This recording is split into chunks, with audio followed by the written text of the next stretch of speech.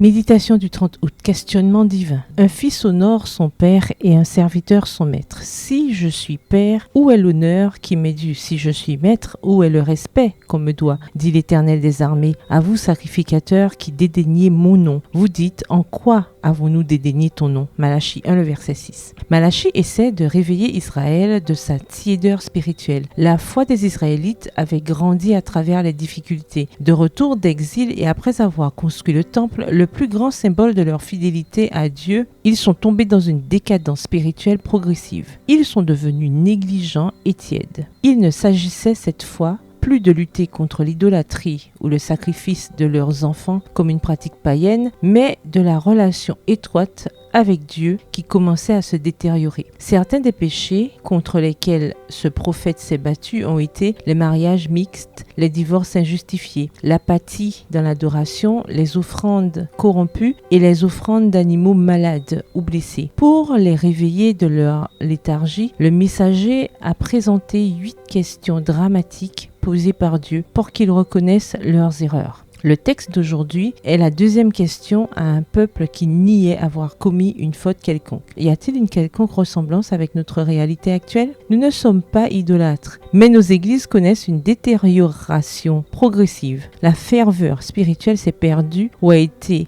remplacée par un culte basé sur l'émotion. Certains changent l'objectif de la dîme et donnent des dîmes incomplètes. Les taux de divorce sont comparables à ceux du reste du monde. Il y a une attitude négligente et un manque d'engagement. La façon dont nous adorons et offrons à Dieu reflète notre attitude de respect. Les questions divines ne sont pas des reproches issus de la colère, mais les questions douloureuses d'une mère à un enfant qui ne comprend pas la profondeur de son amour. Comme un adolescent rebelle, les Israélites ont nié les accusations et ont fait preuve d'apathie face à la demande de Dieu de l'honorer en tant que Père et de le craindre en tant que Seigneur. Quelle question Dieu posera-t-il sur l'état de notre Église aujourd'hui? Quelle question posera-t-il sur la façon dont vous adorez? Dieu a adressé le plus grand reproche aux chefs spirituels de son peuple car, au lieu d'être des exemples d'obéissance et de sanctification, ils étaient insensibles à la condition spirituelle. Combien grande est la responsabilité des dirigeants pour avertir de la décadence spirituelle, pour être des exemples dans l'adoration et l'obéissance, pour ne pas se taire lorsqu'ils voient le culte collectif être souillé. Approchez-vous et louez Dieu avec la révérence